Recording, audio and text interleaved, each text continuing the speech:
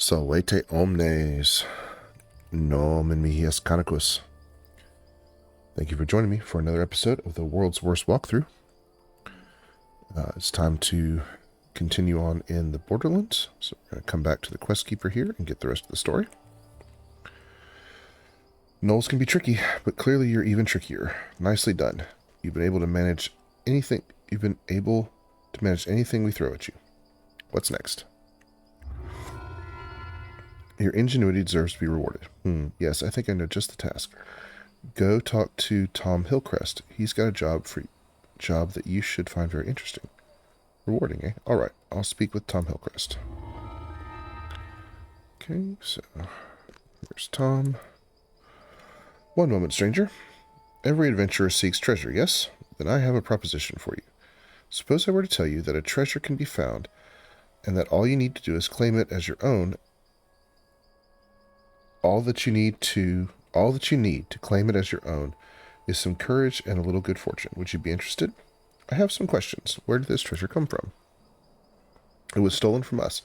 I'm sorry to say, the cult of evil chaos has been robbing our caravans and looting our settlements for months.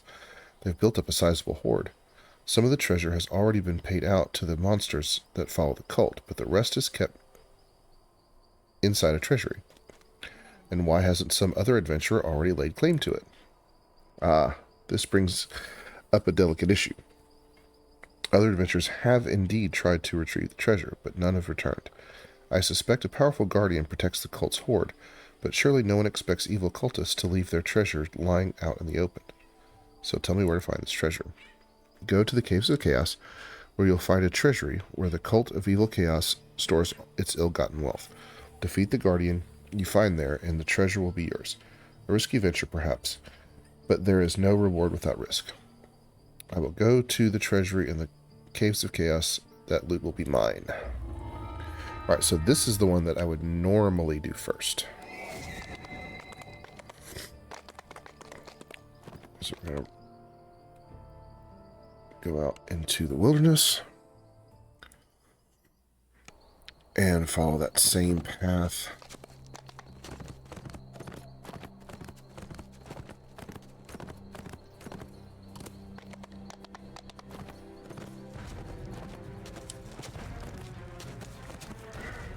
Hill.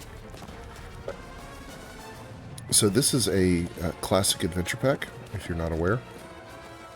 I really don't know how close it is to the original, but my understanding, and it could be wrong, is that the reason these quests are all in this one area is that's how the quest pack is laid out. Part of me wishes it was a little bit more interestingly spread out throughout the zone, but then I do find it nice to just collect all the quests and then run them all together. So that would be more difficult if they were more spread out. This way there's an easy loop. So I'm not going to complain too terribly much.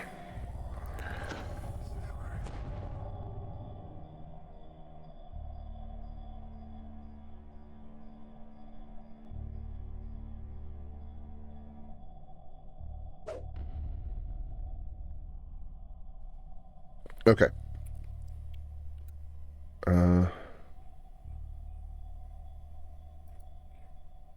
Is that the cat coming through? Probably is. Okay. So this one's relatively straightforward. This is one of the quests where I tend to get all the breakables. No particular reason. I just find that it's relatively easy to do. I usually play characters that have a little bit easier, an easier time breaking the vases and breakables and things like that. Oh, I'm really missing Whirlwind. Okay.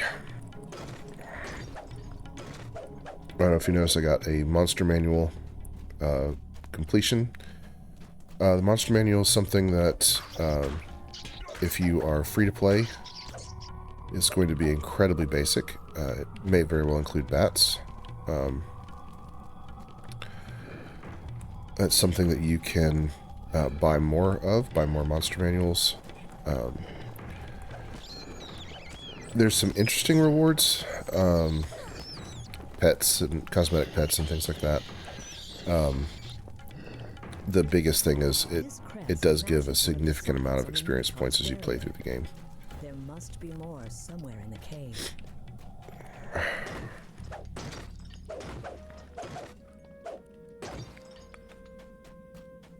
Alright, so when I walk in here, it's going to spawn some skeletons.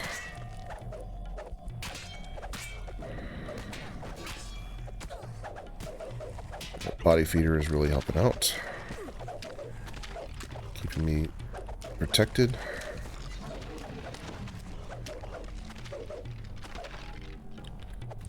Alright, so I'm going to break these.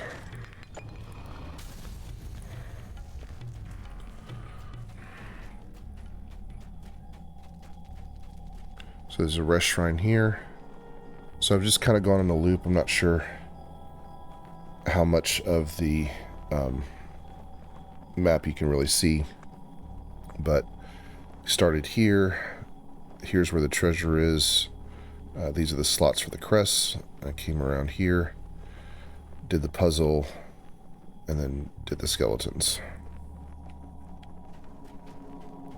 Okay, so we're going to turn to the right of this slot here, and there's some bats that are going to come up, and we probably aggro the scorpions. Yep, aggro the scorpions. We'll take care of those.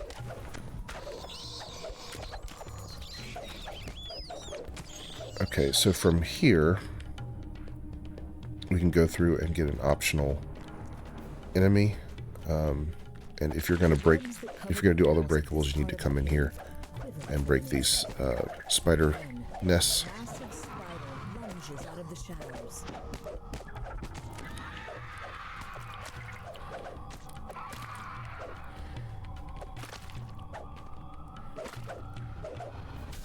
Okay, so that's an option. That's the optional. It really wasn't that much XP. I mainly come in there for the breakables. Break these urns. Okay, here's a trap. I'm going to park my hireling so she doesn't get into the fire. The box is right here. Okay, I failed, so I'm going to hit my skill boost. I don't want to break the box. Now I scavenged fire trap parts, and I don't want to do that, so I'm going to come down to gameplay. My tumble controls were disabled. That's interesting. Okay. So, experimental tumble controls gives you the ability to tumble while you're moving, which is really nice. These are my tumble charges up here. I don't want to gather trap parts because that's useless. And this detailed chest information tells me when I've ransacked a chest. Alright, so now I can tumble like that. That might be why I wasn't able to tumble when I was trying to through that trap in Redemption. Okay, break these, and then there's going to be some scorpions that pop up here. So this is the other side of that little ridge that I went to the right of. Okay, so I come through here, and there's the shrine. Alright, so we went that way to get to the optional and the other crest. This swings around. And we're going to put the crests in. As soon as we put in the final crest, this barrier will drop, and we'll have to fight the Minotaur and some other skeletons.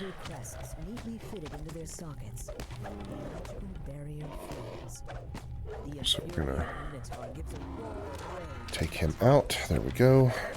scimitar's bellow is cut short as it collapses.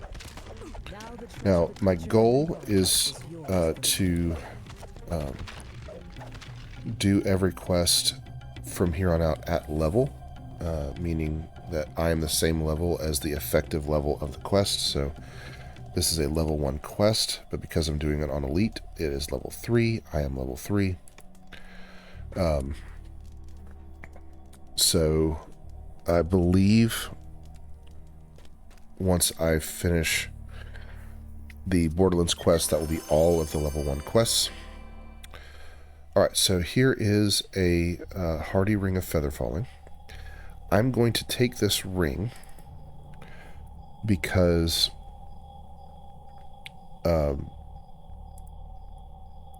I could potentially have a new cloak that I need to get, or a cloak that's really useful, and this feather falling ring will let me continue to have feather fall even if I have to switch up my cloak. So I'm going to hold on to that.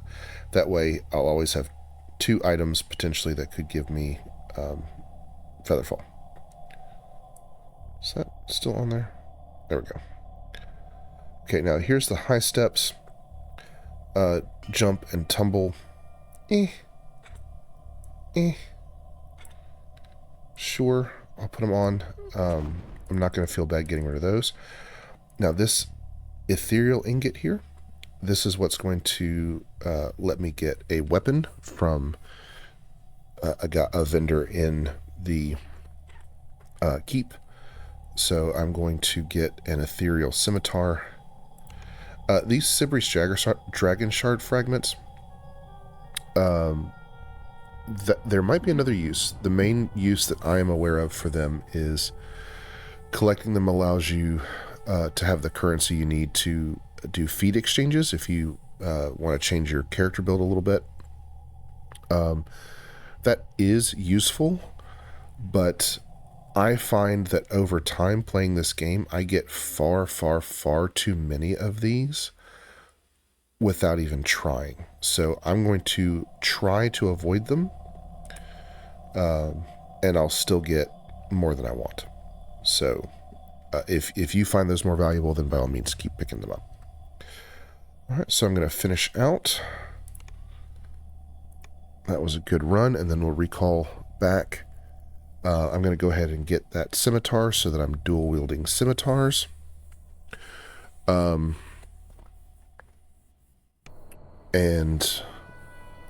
then we'll turn in the quest, and that will be it for the video. So I'm not aware of any secret doors or anything like that in this quest. I won't do all of the optionals in every quest every time. But I will try to do as many of them as I'm familiar with. Besides, if I didn't make some mistakes and leave some things out, it wouldn't be the world's worst walkthrough, now would it? Alright, so we're going to come to Morton Edge right here, the weaponsmith. This quest chain is also level 20 or 21. So this is something that you can do in epics. The quests are basically the same. One big difference is in most of the quests, when you kill an enemy, there's a chance that some demons will spawn. Some dretches or Hezrus, I think. So I won't be doing, or my plan is not to do epic walkthroughs unless there's significant differences. Alright, so we're going to click on this, and as you can see, we can get a rune arm if we're playing as an artificer, which is really cool. Have these scepters that gives us spell powers that we don't need. I need a scimitar. Okay, I'm going to get an ethereal scimitar. This is going to let me hit words. Ethereal creatures or creatures that have incorporeality. So I'm going to just get rid of that dagger. So I'm going to have that in my offhand just to make sure that if I do run into a ghost or something like that, I am doing some damage. if there's a quest where I just know I need that as my dominant, I might switch, but for now, that's what I'm going to do. Right now, the 15 hit points, 15 temporary hit points are more what I want. Okay. You have returned. The first of your kind to do so. Well done.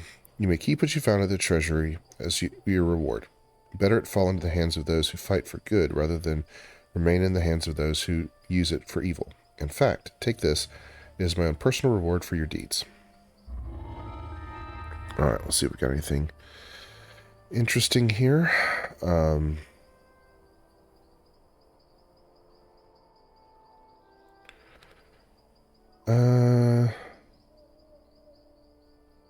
No, I'm just going to take the necklace because it is going to be less weight, and I'll sell it later. Alright, so that was Treasure Hunt. Again, that is normally the first quest that I do, if I just collect them all and run them in a loop. But, you know, it was fun, and I will see you next time. So, gratias vobis ago. Thank you so much for watching. If you have any comments, please let me know, and I will see you next time. Si valetis, ego valeo, valete.